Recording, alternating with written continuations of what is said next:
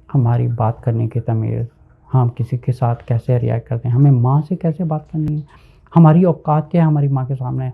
कुछ भी नहीं है।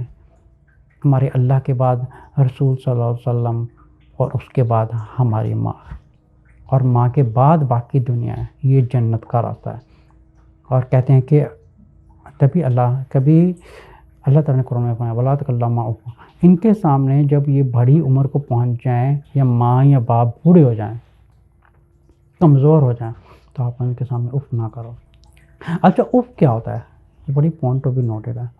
एक उफ़ होता है कि अगर माँ ने कोई काम बोला, एक होता है अच्छा कर दूँगा ठीक है। एक दफ़ा बोले आपको समझ में नहीं आती है, ये तो ये होता है एक उफ़। एक उफ़ क्या होता है? असल जो ये कुरान के लफ़्ज़ हैं, उफ़ करने का मतलब क्या है? माँ की कॉल आई है, बेटे ने फ़ोन उठाया, बेटा हो या बेटी हो, माँ की कॉल आ गई। अब बेटे को बात कर रहा है, माँ उसको इंस्ट्रक्शन दे रही है, उसको समझा रही है, उसको नसीहतें, क्योंकि माँ-बाप का काम होता है नसीहतें करना।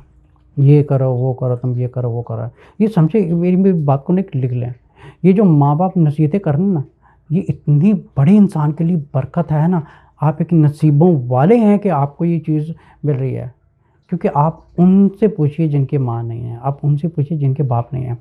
जब मेरी वालिदा मुझे कॉन्टैक्ट करती हैं, तो मैं खुश होता हूँ कि मेरी माँ मुझे डाँट रही है। इस उम्र में मेरी माँ मुझे डाँट रही है। इस उम्र में माँ मुझे नसीहतें कर रही है।